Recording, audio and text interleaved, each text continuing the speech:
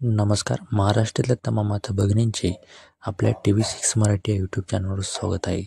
तर आज आपण एका अशा समस्येची माहिती देणार आहोत.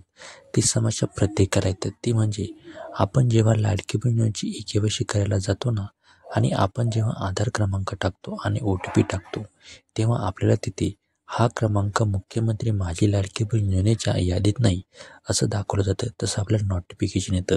तर बहिणींनो, असा काही प्रॉब्लेम आपल्याला आला तर घाबरून जायचं काहीही कारण नाही. याचं सोल्युशन आपण इथे जाणून घेणार आहोत. तर याचं पहिलं सोल्युशन म्हणजे आपल्याला फॉर्म हा जो मोबाईल नंबर आपल्या आधार कार्डला लिंक असेल ना, त्यावरूनच आपल्याला हा फॉर्म भरायचा आहे.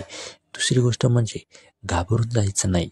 असं जर आलं तर आपण विचार करतो की माझं नाव यादीतून काढून टाकलं की काय, पण तसं काहीही नसतं. जर एक वेळ असं दाखवलं तर आपल्याला फॉर्म पुन्हा भरायचा आहे.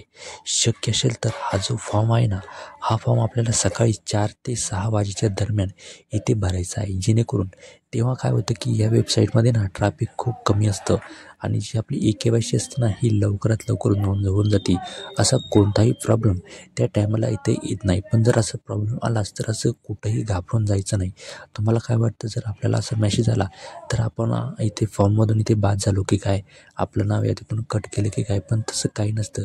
जर तुम्ही ते ई-के-वाय-सीच केली नाही तर तुमचं नाव ते यादीतून कसं काढेल? त्यामुळे सगळ्यात आधी तुम्ही ई-के-वाय-सी करून घ्या. जेणेकरून आता 18 तारखेच्या आत आपल्याला ई-के-वाय-सी करून घ्यायची आहे.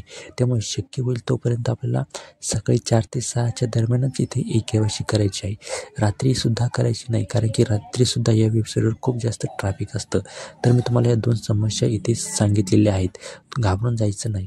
जर शक्य असेल तर त्याच मोबाईल नंबरवरून इथे तुम्ही ई-के-वाय-सी करू शकता. नाही तर जर तो मोबाईल छोटा असेल तर सगळ्यात सोपं काम म्हणजे तुम्ही एखाद्या मोठ्या मोबाईलवर तिथे ई-के-वाय-सी करून बघा. जर तिथंसुद्धा तुम्हाला जर इथे काही प्रॉब्लेम आला तर तुम्ही दुसरं नेटवर्कसुद्धा इथे यूज करू शकता.